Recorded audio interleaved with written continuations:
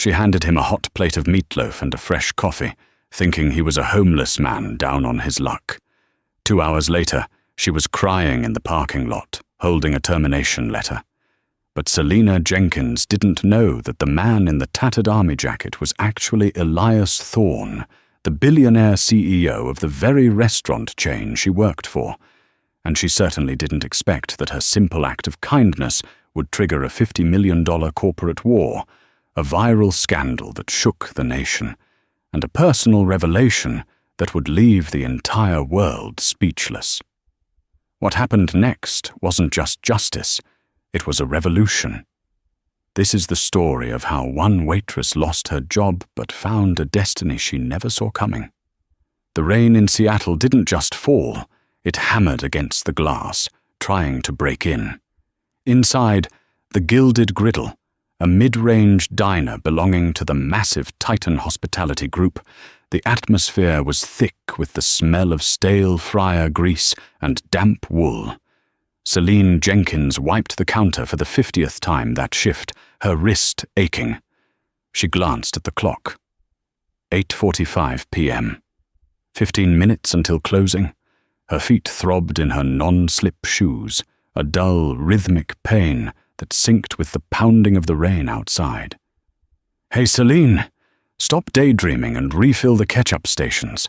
If I see one empty bottle during inspection tomorrow, it's coming out of your paycheck." The voice grated against her nerves like sandpaper. It was Rick Maloney, the district manager. Rick wasn't usually here this late, but corporate was doing efficiency sweeps, and Rick was desperate to prove that his branch was the most profitable in the Pacific Northwest. He was a man who measured human worth in profit margins and table turnover rates. He was short, balding, and wore a suit that cost more than Selina made in 3 months, yet it never seemed to fit him quite right. "On it, Rick," Selina said, keeping her voice level.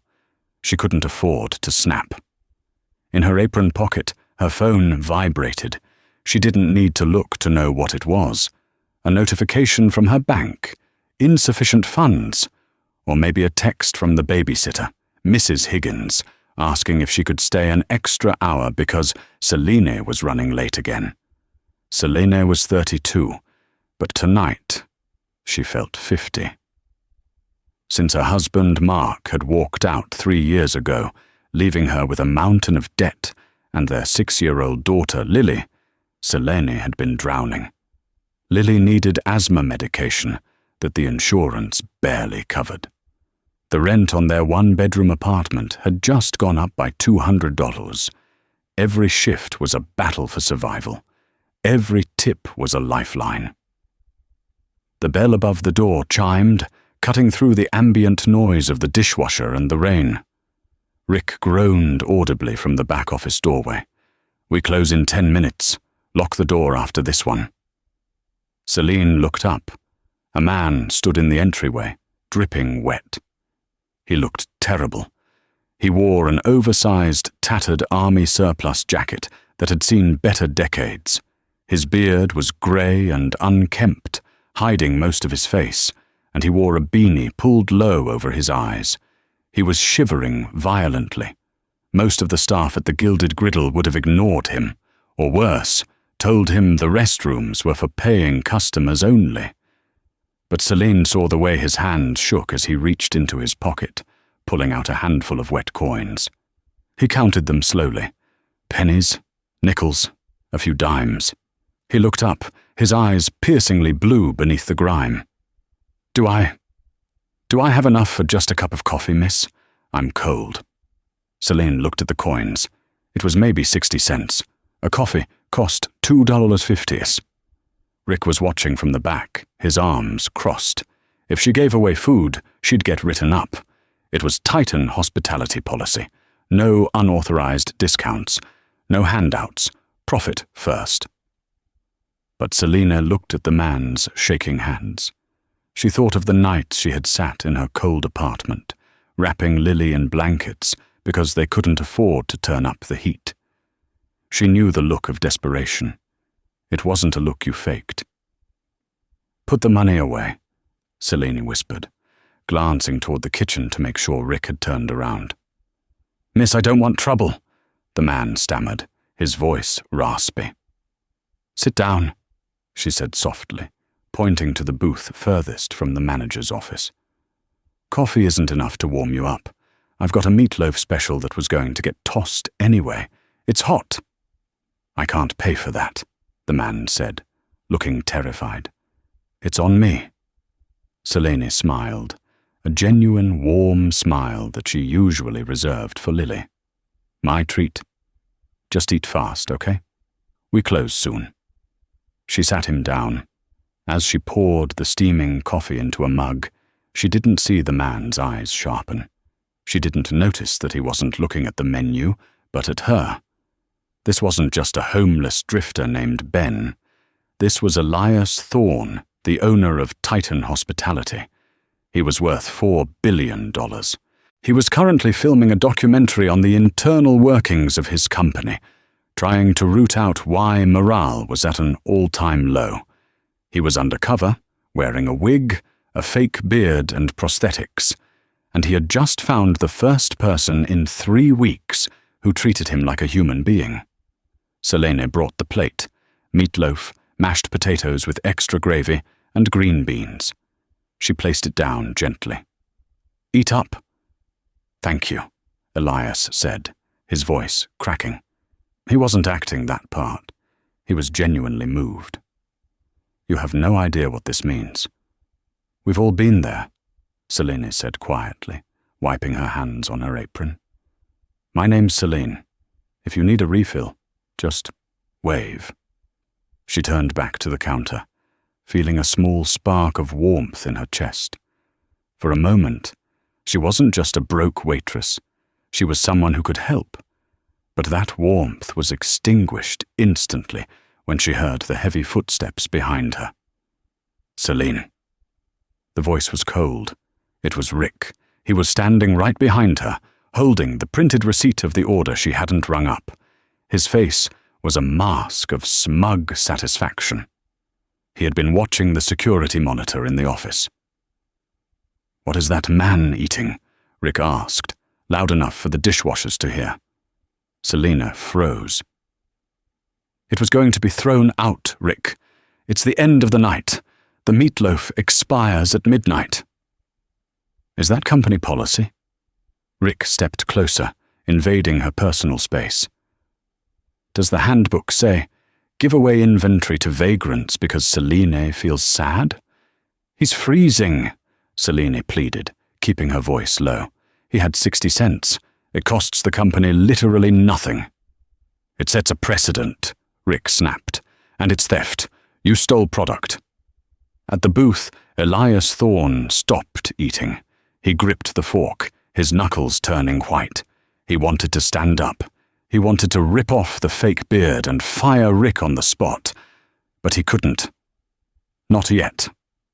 The legal team had been clear. Complete the investigation before revealing yourself, or the union reps will claim entrapment. He had to watch. He had to see how far this would go. "Rick, please," Selene whispered, her eyes welling up. "I'll pay for it. Put it on my tab. Deduct it from my tips. Just let him eat." Rick smiled, a cruel, thin-lipped smile. "Oh, you'll pay for it, Selene, but not with money." The silence in the diner was deafening. The only sound was the rain lashing against the windows and the low hum of the refrigerator. Rick Maloney adjusted his tie, savoring the moment. He had been looking for a reason to cut Selena for months. She was too vocal about shift scheduling, too friendly with the customers, and she refused to upsell the expensive stale desserts. She was a profit leak. "You know the rules, Selene," Rick said, his voice projecting so the kitchen staff and the homeless man could hear. "Titan Hospitality has a zero-tolerance policy for theft. Giving away food is stealing, plain and simple." "It's a meatloaf, Rick." Selene's voice rose, desperation creeping in. "It's worth $3 of food cost. I've worked here for 4 years. I've never missed a shift. I've come in when Lily was sick. I've covered your shifts when you wanted to go golfing. And that is the only reason I'm not calling the police, Rick said, pulling a folded piece of paper from his jacket pocket. It was almost as if he had it ready. He grabbed a pen and scribbled on it. You're terminated. Effective immediately. Hand over your apron. Celine felt the blood drain from her face. The room spun. Rick, you can't be serious. Her voice was a broken whisper. I have rent due on Tuesday. Lily's medication. Not my problem, Rick said, holding out his hand. Apron. Now. In the booth, Elias Thorne stood up. He couldn't take it anymore. He forgot the legal team. He forgot the documentary. He stood up, knocking the table slightly. Hey! Elias shouted, his voice adopting the gruff persona of Ben, but with an underlying authority that startled Rick. You can't fire her for feeding a hungry man. I'll pay for the food. Here. Elias fumbled in his pockets, acting the part, but realized he actually didn't have his wallet. He had left his credit cards in the production van to ensure his cover was authentic. He froze. Rick laughed, a harsh, barking sound. Sit down, hobo, or I'll have you arrested for trespassing. She broke the rules. She's out. Rick turned back to Selene. I'm waiting. Tears streamed down Selene's face. She slowly reached behind her back and untied the knot of her apron. It felt like she was untying her life. She pulled the apron over her head, her hands trembling. She placed it on the counter. Get your things and get out, Rick sneered. I'll mail you your final check, minus the cost of the meal. Selena didn't look at Rick. She couldn't. She grabbed her purse from under the counter. She felt small, discarded, and utterly hopeless. She turned to the man in the booth, the man she had lost everything for. I'm sorry, she whispered to him. I hope the food was good. Elias looked into her eyes. He saw the devastation there. He wanted to scream the truth, but Rick was already on the phone, likely calling security or the police to ensure they left. If Elias blew his cover now, amidst a police altercation, the media spin would be out of his control.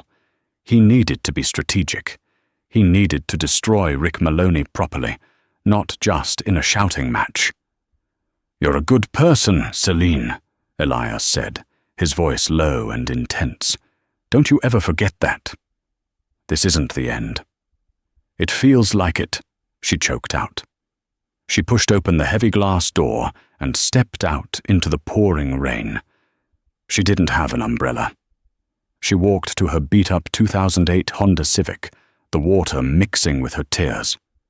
Inside the car, she gripped the steering wheel and screamed. It was a primal sound of frustration and fear. She slammed her hands against the wheel until her palms burned. What am I going to tell Lily? She started the engine. It sputtered, struggled, and finally turned over. She drove out of the parking lot, the red neon sign of the Gilded Griddle fading in her rear-view mirror. She didn't see the homeless man watching her from the window, pulling a sleek, waterproof smartphone from his tattered pocket and dialing a number. This is Thorne, Elias said into the phone, his voice cold as ice.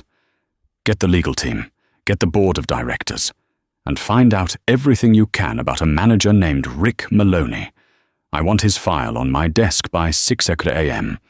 and get a private investigator to follow Selena Jenkins. I want to know where she lives, and I want to know what she needs tonight.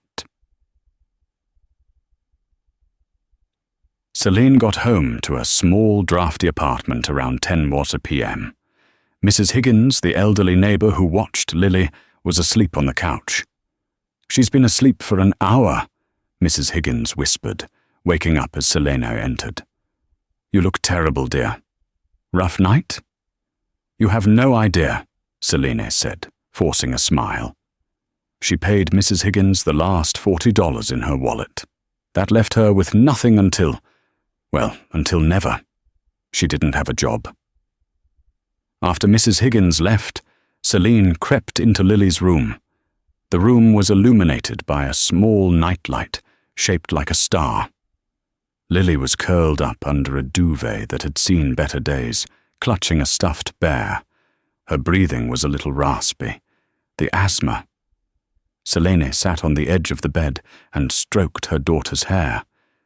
The weight of the world pressed down on her shoulders. She had failed. She had tried to be kind, and the world had punished her for it. She went to the kitchen and sat at the small chipped table. She opened her laptop to look for job postings, but her eyes were too blurry to read. She put her head in her hands and wept. She fell asleep there, head on the table, exhausted. The next morning, the sun was surprisingly bright. Selene woke up with a stiff neck and a headache. The events of last night came rushing back like a physical blow. She was unemployed. She made Lily breakfast, oatmeal and toast, trying to act normal. "Mummy, are you going to work today?" Lily asked, swinging her legs under the table. "No, sweetie," Selene said, her voice trembling slightly. "Mummy has a day off. Maybe for a while." "Yay, we can play," Lily cheered. Selena's heart broke. Just then, there was a knock at the door. It wasn't a normal knock. It was 3 solid, authoritative raps. Selene frowned. She wasn't expecting anyone. The landlord usually just texted. She stood up, tightening her robe, and walked to the door. She peered through the peephole. Her breath caught in her throat. Standing in her hallway wasn't the landlord. It wasn't the police. It was a man in an immaculate, custom-tailored black suit. He was holding a briefcase. Behind him, visible through the hallway window, was a long, black limousine, parked right in front of her crumbling apartment complex. Selene unlocked the chain and opened the door a crack. "Can I help you?" The man in the suit smiled politely. "Ms. Celine Jenkins." "Yes."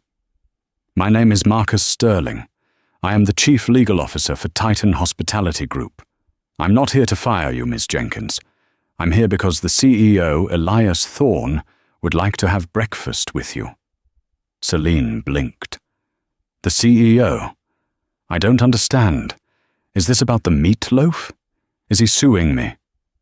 Marcus chuckled softly. "No, ma'am. He's not suing you. But he does want to discuss the meatloaf, and he is waiting for you in the car." Selene looked past him. The back window of the limousine rolled down.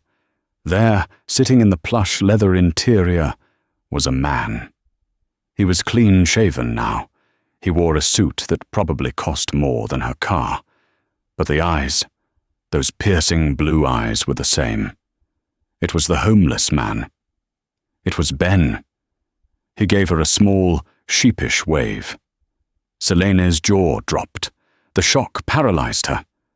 The man she had fed, the man she had lost her job for, was the owner of the company? "Ms. Jenkins," Marcus prompted gently. "Mr. Thorne is very eager to make things right. Will you join us?" Selene stood frozen in the doorway of her apartment, the cool morning breeze drifting through the hallway, clashing with the stale, warm air of her living room. The man in the suit, Marcus Sterling, waited patiently, his hands clasped before him like a statue. Behind him, the black limousine idled, a silent beast that looked like it had taken a wrong turn into a crumbling neighborhood. I can't just leave," Selene stammered, her mind racing. "My daughter, Lily, she's inside." "We can wait," Marcus said, his voice smooth and unhurried. "Mr. Thorne has cleared his schedule for the entire morning. There is no rush, Ms. Jenkins." The absurdity of the statement hit her. A billionaire had cleared his schedule for a waitress he had met once? Selena turned back inside. Her hands were shaking so badly she could barely button her jeans.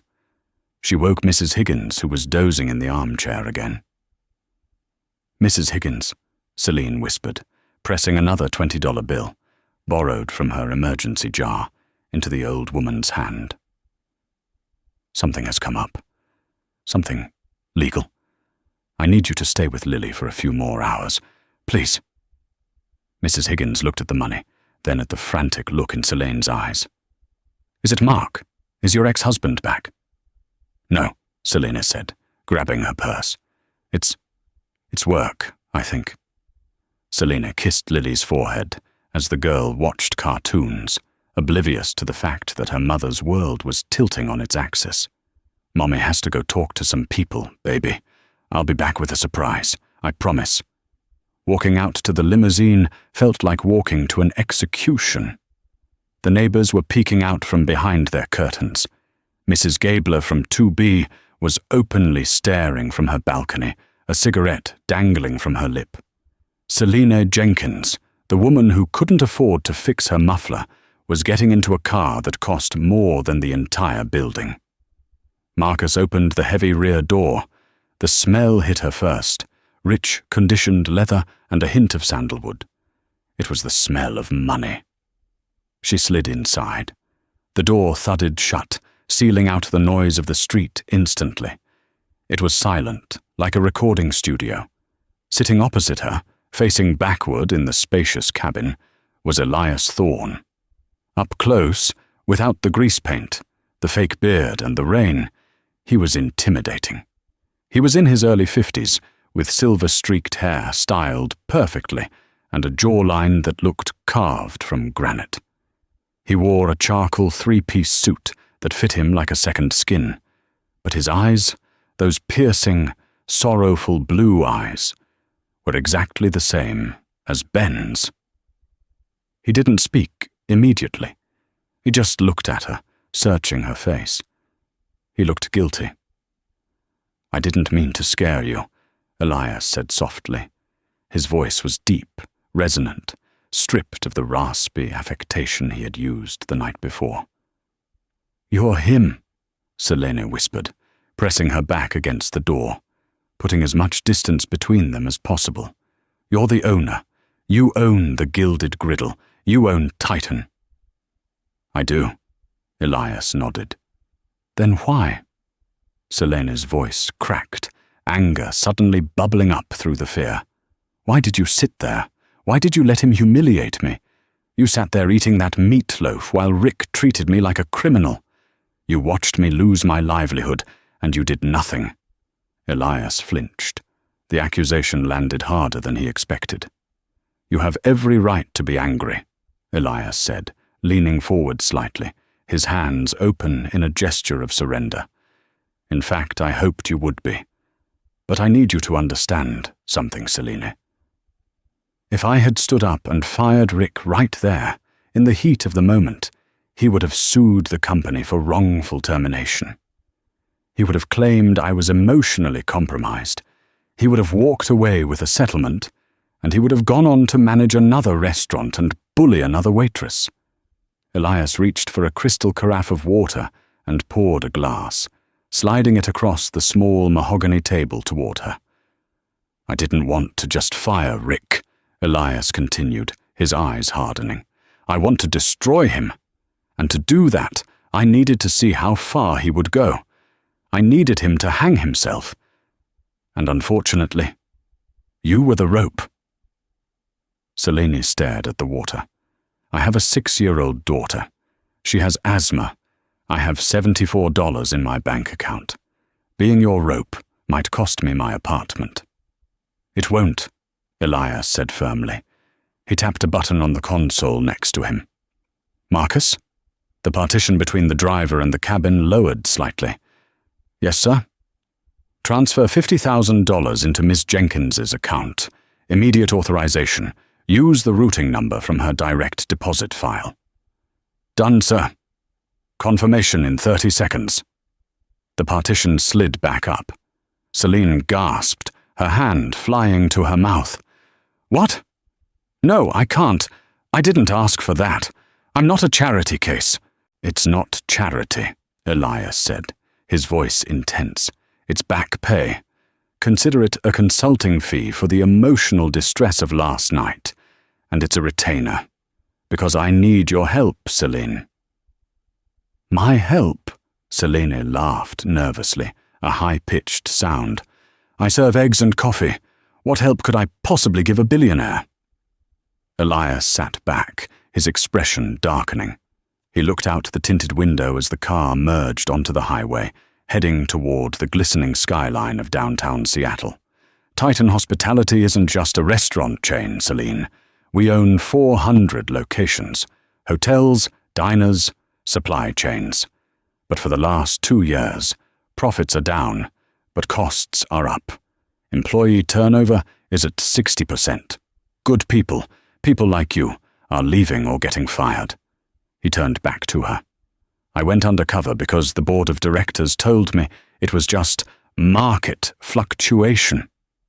They told me the workers were lazy. They told me we needed to cut benefits to survive. I wanted to see the truth." "And the truth is?" Selene asked. "The truth is that there is a cancer in my company," Elias growled. "Rick Maloney isn't just a bad manager. Last night, after you left, I had my team dig into his digital footprint. Rick is shifting inventory numbers. He's claiming food is expired, like that meatloaf, and writing it off as a loss. But on the books, he's ordering 3 times the inventory he needs." Celine frowned, her waitress instincts kicking in. "But where does the extra food go? If he's ordering it and then writing it off as waste—" "Exactly," Elias smiled grimly. "He's not throwing it away.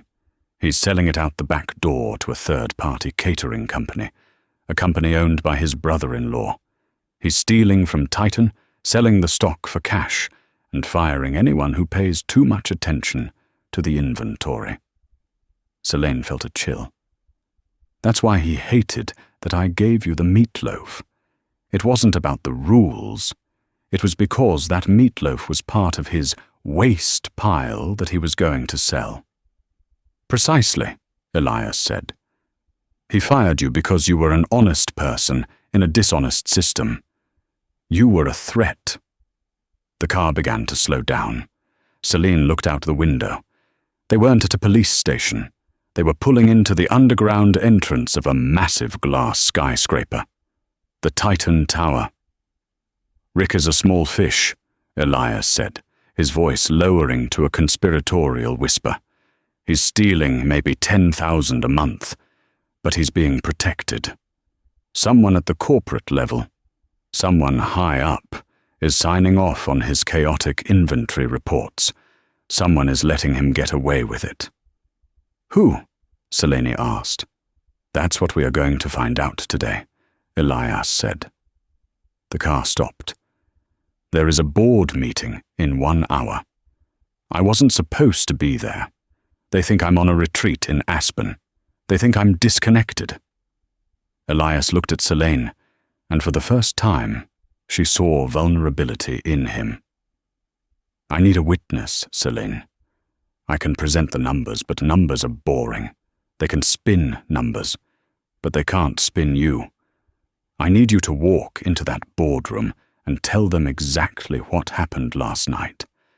I need them to see the human cost of their corruption." Selene looked down at her worn sneakers and her faded jeans. "Look at me, Elias. I can't walk into a boardroom. They'll laugh at me." Elias smiled. It was a genuine, warm smile. "We made a stop while you were getting ready. Open the box on the seat next to you." Selene hadn't noticed the sleek black box sitting in the shadows of the cabin. She reached over and lifted the lid. Inside, nestled in tissue paper, was a navy blue dress suit. Simple, professional, and elegant. Underneath it were a pair of sensible, high-quality black heels. "Marcus guessed your size based on your uniform file," Elias said. "You're not going in there as a waitress, Celine. You're going in as my partner." The elevator ride to the 40th floor of the Titan Tower was silent, but the air pressure made Celine's ears pop. She smoothed the skirt of the navy suit. It fit perfectly. For the first time in years, she didn't feel like a struggling single mom. She felt like armor. She glanced at her reflection in the polished steel doors. Her hair was pulled back in a tight bun, and she stood straighter. The $50,000 in her bank account, which she had checked 3 times on her phone just to be sure, had given her a strange, new confidence. It wasn't just the money. It was the safety. She knew that no matter what happened in this room, Lily would have rent and medicine for the next 3 years. That security gave her permission to be brave. "Ready?" Elias asked, as the elevator slowed. "No," Selene admitted. "But let's do it." The doors slid open. They stepped into a lobby that looked more like a museum than an office. Marble floors, abstract art that probably cost more than her life's earnings, and a receptionist desk that seemed miles away. The receptionist, a young woman with a headset, looked up and dropped her pen. Mr. Thorne? We weren't expecting you." "Clearly," Elias said, striding past the desk without breaking his pace. Selene hurried to keep up with his long strides. "Is the board convened?" "Yes, sir, but strictly speaking, the agenda is closed." "Open the doors," Elias commanded. He didn't shout, but his voice carried a weight that made the receptionist scramble to press a button under her desk. The massive double oak doors at the end of the hall buzzed and unlocked. Elias turned to Selene. "Follow my lead. Don't speak until I ask you to. Just watch their faces." Elias pushed the doors open. The room was vast. A long, oval table dominated the space, surrounded by 12 people in expensive suits. The air smelled of stale coffee and high-tension negotiation. At the head of the table sat a woman with icy blonde hair cut into a sharp bob. She was mid-sentence, pointing at a projection screen showing a graph with a downward red line. "And that is why we must consider liquidating the Southern District's assets to maintain shareholder dividends." She stopped. The entire room turned. Silence descended like a heavy blanket. "Elias," the woman said. Her voice was calm, but Selene saw a flicker of genuine panic in her eyes. "We thought you were indisposed." "I was," Elias said, walking to the empty chair at the opposite end of the table. He didn't sit. He stood, gripping the back of the chair. "I was conducting field research. Hello, Victoria." Selene studied the woman. Victoria Graves, the chief operating officer.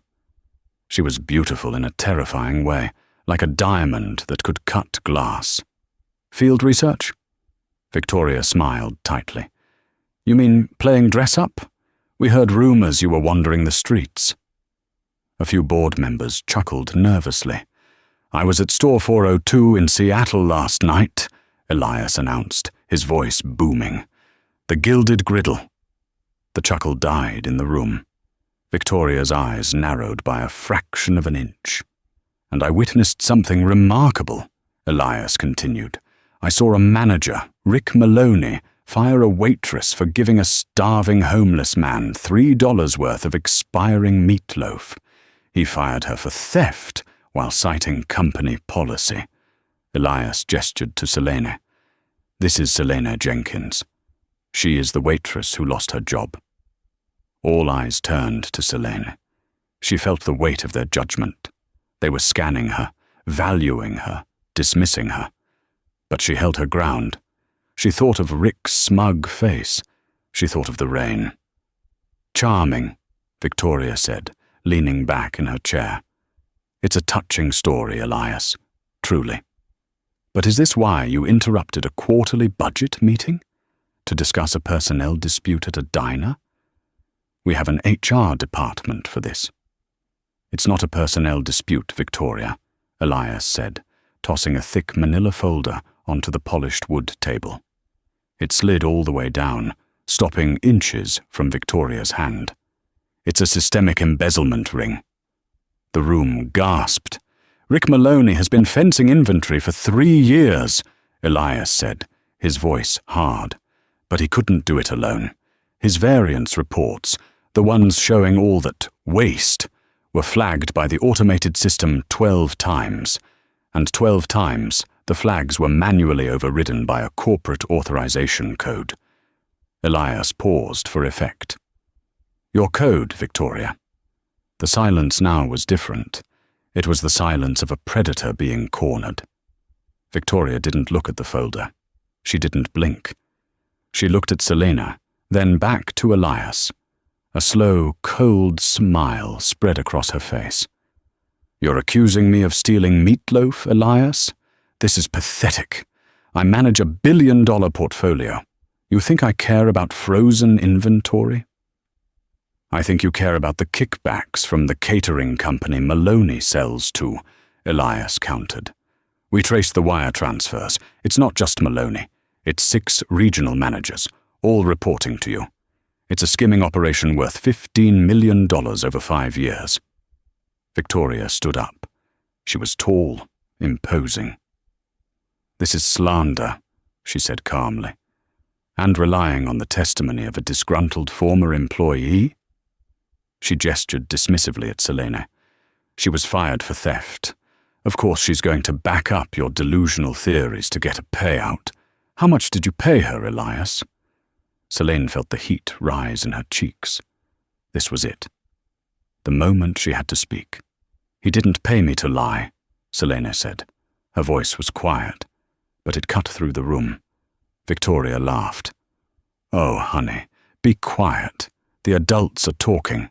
No, Selena said, louder this time. She took a step forward, moving away from Elias's protection. I won't be quiet. You talk about numbers and portfolios. But you don't know what it's like in those restaurants. Selene looked around the table, making eye contact with the old men in suits. Rick Maloney told me that the company demanded he cut costs. He told us that you, corporate, were breathing down his neck. He made us use expired milk. He made us reserve bread baskets from other tables. He said if we didn't, you would shut us down. She pointed a shaking finger at Victoria. He was terrified of you, and because he was terrified, he terrified us. He fired me because he was scared that if he showed an ounce of humanity, his numbers would slip and you would cut him loose. You created a culture where stealing was safer than being kind. Selena's voice trembled, but she didn't stop. I lost my job for a meatloaf. But you? You're losing your soul for a percentage point. The room was dead silent. Even the air conditioning seemed to have stopped. Victoria stared at Selene. For a second, the mask slipped.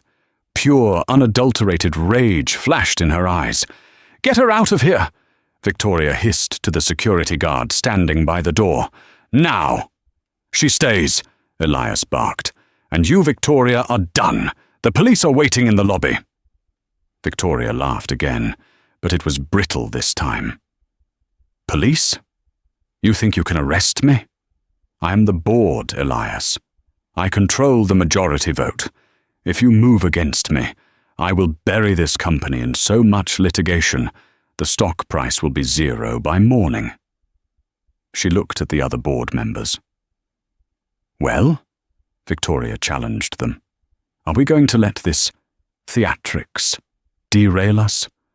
Or are we going to vote to remove Elias as CEO for mental instability? I move for a vote of no confidence. The man to her right, a heavy-set man named Mr. Henderson, looked at the folder Elias had thrown. He opened it. He looked at the bank statements inside. The vote? Victoria demanded. Mr. Henderson closed the folder. He looked at Victoria with disgust. I second the motion, Henderson said. Selena's heart stopped. They were siding with her. I second the motion to suspend Victoria Graves pending an internal investigation, Henderson finished. Victoria's face went pale. You can't do this, she whispered. It's done, Elias said. Security, escort Ms. Graves to the lobby. The officers are waiting. As the guards moved forward, Victoria didn't look at them. She looked at Celine. "You have no idea what you've started," Victoria spat, her voice low and venomous as she passed Celine. "Rick Maloney is a thug. But the people I work with, the people behind the catering company, they don't just fire people, Celine. They make them disappear. Watch your back." The doors closed behind her. Selena let out a breath she had been holding for 10 minutes. Her legs felt like jelly. She slumped into a chair. Elias put a hand on her shoulder. "You did it. You were incredible." "Is it over?" Selena asked, her hands shaking again. Elias looked at the door where Victoria had just exited. His expression was grim. "The internal rot is gone," Elias said. "But Victoria is right about one thing. She wasn't doing this alone. We just kicked a hornet's nest, Selena. And now we have to deal with the swarm." He turned to the stunned board members. "Meeting adjourned. Celine and I have work to do." As they walked back to the elevator, Selene felt a vibration in her pocket. It was her old, cracked phone, a text message from an unknown number. She opened it. "Enjoy the victory lap, waitress. We know where Lily goes to school." Selene stopped dead in the hallway. The blood drained from her face. "Selene," Elias asked, turning around. "What is it?" She held up the phone, her eyes wide with terror. The war hadn't ended. It had just begun. The hallway of the Titan Tower, usually a bastion of silence, suddenly felt like a war zone. The phone in Selena's hand felt heavy, like a lead weight. The text message glowed on the cracked screen. "Enjoy the victory lap, waitress. We know where Lily goes to school." Elias Thorne snatched the phone from her hand. His jaw tightened so hard, a muscle feathered in his cheek. He didn't ask if it was real. He knew the people Victoria Graves associated with. They didn't make idle threats. "Marcus," Elias said, his voice dropping to a terrifyingly calm register. "Code Black. I need the extraction team at Roosevelt Elementary, now, and get the helicopter on the roof." "Extraction?" Selena gasped, grabbing Elias's arm. "We need to call the police." "No," Elias said, steering her firmly toward the elevator. "Victoria has contacts in the precinct. If we call it in, it hits the dispatch radio. If the press knows, the people watching your daughter will panic. We do this my way." The elevator ride to the private roof took a lifetime. Selena leaned against the metal wall, hyperventilating. Every time she closed her eyes, she saw Lily waiting on the curb, being pulled into a stranger's car. "She gets out at 2:30, Selena choked out. "It's 2:15. We're 20 minutes away in traffic." "We aren't taking the car," Elias said. 3 minutes later, Selene was strapped into a sleek corporate helicopter, the rotors screaming overhead. As they lifted off, Seattle spread out below them, a grey, rainy grid. To anyone else, it was a beautiful view. To Celine, it was a maze separating her from her child. They touched down in a park 3 blocks from the school. A black sedan was waiting on the grass, engine running. They scrambled in, tires spinning on the wet mud. As they pulled up to Roosevelt Elementary, the scene looked horrifyingly normal. Parents were double-parked, idling. Children were streaming out the double doors in bright yellow raincoats. "There!" Selene screamed. Lily was standing by the chain-link fence, kicking a pebble. But 20 feet away, a grey utility van was idling. It had no markings. The windows were tinted jet black, and it was slowly creeping toward the curb where Lily stood. "Stop the car!" Selene shrieked. Before the sedan had even fully halted, Selene threw the door open. She didn't care about the rain or her heels. She sprinted across the wet pavement, her heart hammering against her ribs. "Lily!" The scream tore from her throat. Lily looked up, her face lighting up. "Mommy?" At that exact moment, The passenger door of the grey van slid open. A man in a dark hoodie began to step out, reaching toward the girl. Selene didn't slow down. She threw herself between the man and her daughter, grabbing Lily and spinning her around, shielding the girl's small body with her own. She braced for a weapon, but the man froze. He looked past Selene. Elias Thorne was standing right behind her, flanked by two massive men in suits, his security detail. Elias looked like a vengeful god. He stared directly at the man in the van. The man in the hoodie hesitated. He looked at the security team, then at the gathering crowd. He stepped back into the van, slammed the door, and the vehicle peeled away, tires screeching. Selene collapsed to her knees, hugging Lily so tight the little girl squeaked. "Mummy, you're squishing me!" Lily giggled, oblivious to the fact that she had been seconds away from vanishing. "I'm here, baby!" Selene sobbed into Lily's damp coat. "I'm here." Elias knelt beside them, placing a gentle hand on Selene's back. "We need to move. They know we stopped them. They'll be angry."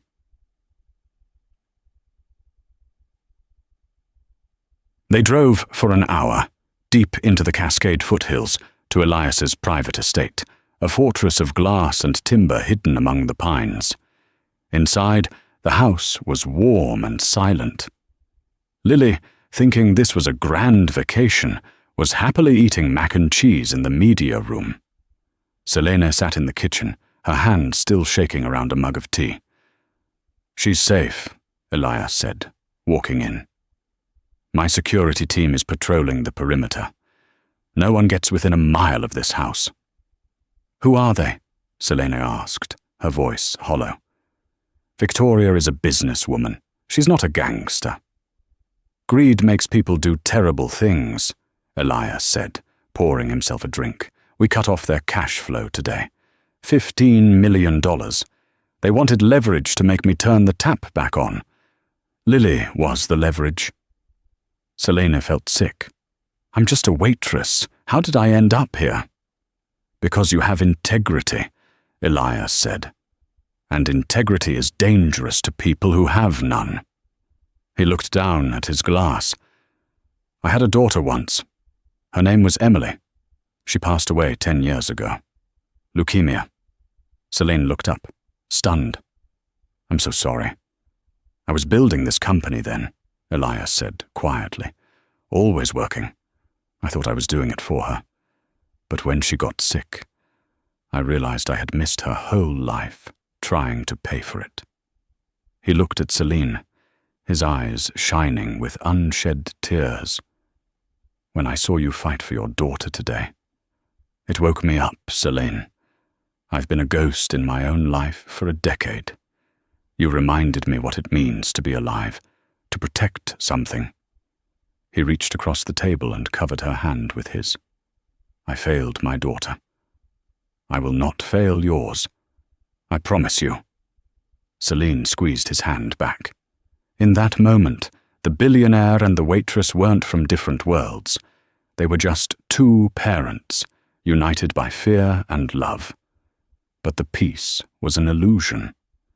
While they were hiding, Victoria Graves was not sleeping. She was making calls. She was spinning a web. And by morning, the world would look very different. The morning sun flooded the floor-to-ceiling windows of Elias's mountain estate, casting a golden glow that felt like a lie. Selene woke up in a bed that cost more than her car, her heart pounding before her eyes even opened. For a split second, the silence felt peaceful. Then, the memory of the grey van at the school rushed back, suffocating her. She ran to the next room. Lily was still asleep, sprawled across the king-sized bed, clutching her teddy bear. Safe. For now. Selene exhaled shakily and made her way to the kitchen. Elias was already there, standing by the marble island. He looked like he hadn't slept. His sleeves were rolled up, and he was staring intensely at a tablet. As soon as Selene entered, he flipped it face down. "Good morning," he said, his voice tight. "Don't look at the news." Selene froze. Is it about me? Selene, please, let my legal team handle it. I am not a child, Elias, she said, walking over and grabbing the device. If they are coming for me, I need to know. She turned the tablet over. The headline was in bold black letters that seemed to scream at her. Billionaire CEO caught in Love Nest, Scandal with Embezzling Waitress. Celine's breath caught in her throat. She tapped the article. It was vicious. Sources inside Titan Hospitality claim that Selene Jenkins was fired not for charity, but for stealing cash from the register. Insiders suggest CEO Elias Thorne has been funneling company funds to his mistress for months. Former COO Victoria Graves, who allegedly tried to expose the affair, has been suspended in a retaliatory move by Thorne.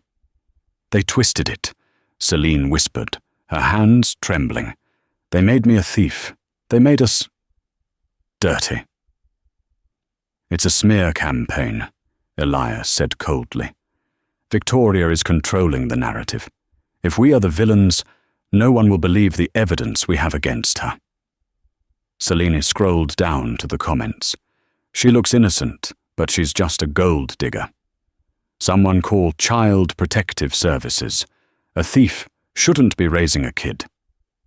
CPS? Selene dropped the tablet on the counter with a clatter. Elias, can they take Lily?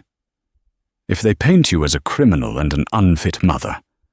They can try, Elias admitted, his face grim. I can't fight this, Selene cried, tears spilling over. I have $70 to my name. You have billions, and even you can't stop them. I should just apologize. If I say I lied, maybe they'll leave Lily alone. Elias grabbed her shoulders, turning her to face him. No, that is exactly what they want. The moment you lie, they own you. And they won't stop. Then what do we do? Selene sobbed. They have the press. They have the power. They have the lies, Elias said, his blue eyes burning with intensity. We have the truth, and we have something they don't know about. He opened a metal briefcase on the counter. Inside sat a small, black hard drive. I told you I was filming a documentary, Elias said. Rick thought he deleted the security footage of him firing you, but he only deleted the cloud backup. My team physically pulled this drive from the diner's server room last night. We have it all, Selene. Rick admitting to the inventory fraud, the audio of Victoria threatening you in the boardroom, everything. So we give it to the news? No. Victoria owns the news cycle right now, Elias said. We're going to stream it, live, tonight, on every Titan Hospitality social media channel. 7 million followers, unfiltered. Just you, me, and the video. Selene wiped her face. She looked at the bedroom door where her daughter slept. She thought about the van. She thought about the world calling her a thief. They came for my daughter, Selene said, her voice steadying into a cold rage. Let's burn them down. By 7:55 p.m., the living room had been transformed into a studio. Elias's security chief, Kyle, had set up lights and a camera. The stream was scheduled for 8:00 p.m. Selene sat on the beige sofa next to Elias. The countdown on the monitor read 5. Shh. Are you ready? Elias asked softly. I'm ready, Selene nodded. Suddenly the lights in the house flickered. Then everything went black. The hum of the refrigerator died. The standby light on the camera vanished. The room was plunged into total darkness. What happened?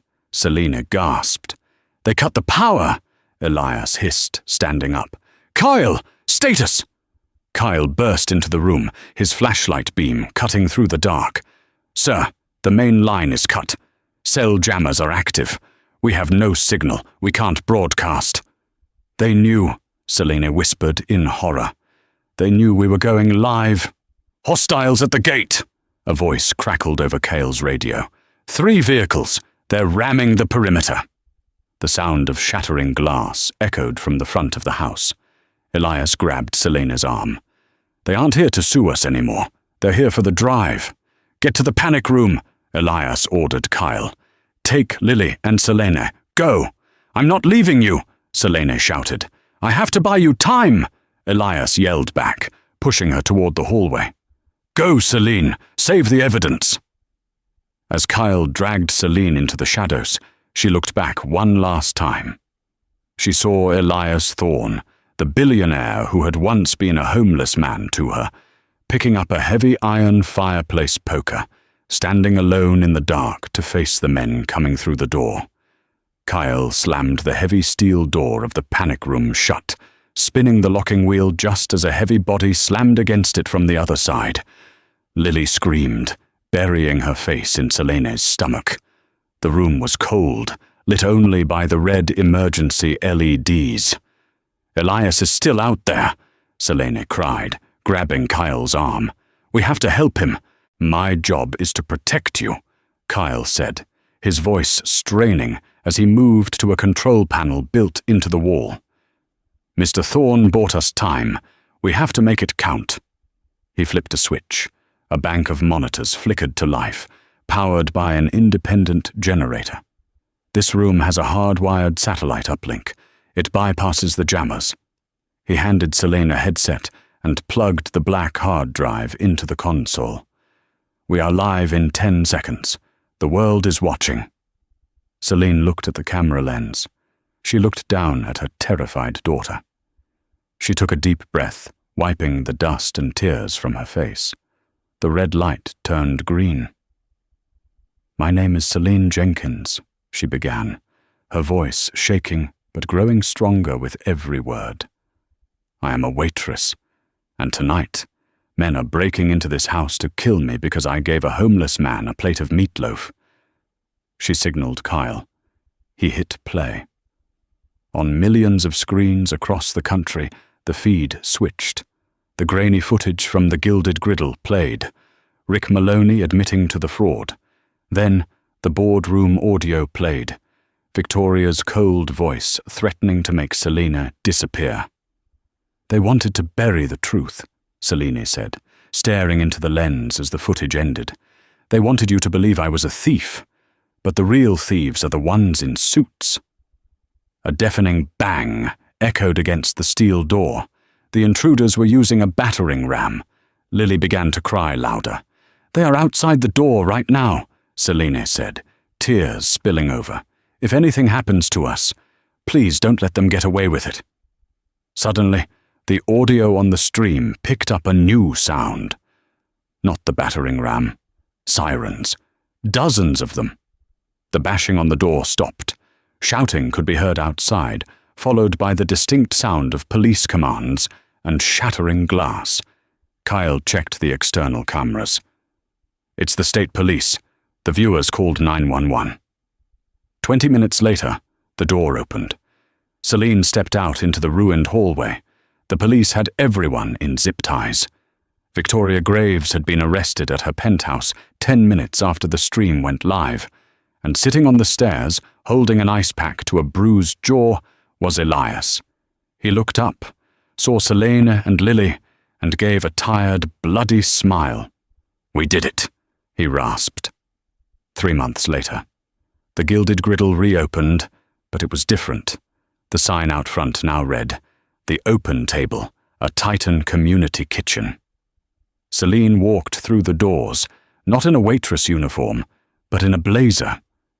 She was the new director of community outreach for Titan Hospitality. Elias had fired the entire board and restructured the company. No food was ever thrown away anymore. It was donated to shelters. She walked to the back booth, the one where she had met Ben. Elias was sitting there, drinking a coffee. "Ready for the board meeting?" he asked, standing up. Selene smiled, taking his hand. "Ready when you are." She had lost her job, but she had found her voice. And in doing so, she had changed the world, one plate of meatloaf at a time. Selena Jenkins proved that the smallest act of kindness can topple the biggest empires of greed. She thought she was just feeding a hungry stranger, but she was actually feeding her own destiny. In a world that often tells us to look away, to follow the rules, and to protect our own interests, Selena's story is a powerful reminder. Doing the right thing is always a risk, but it is the only risk worth taking. She didn't just save a company, she saved her soul, and in the process reminded us all of the power of humanity. I hope this story moved you as much as it did me. If you believe that kindness can change the world, please hit that like button. It really helps the channel. And if you want to hear more incredible stories about justice, karma, and the people who fight back, make sure to subscribe and turn on the notification bell. What would you have done if you were in Selena's shoes? Would you have given Ben the food? Let me know in the comments below. Thanks for watching, and I'll see you in the next story.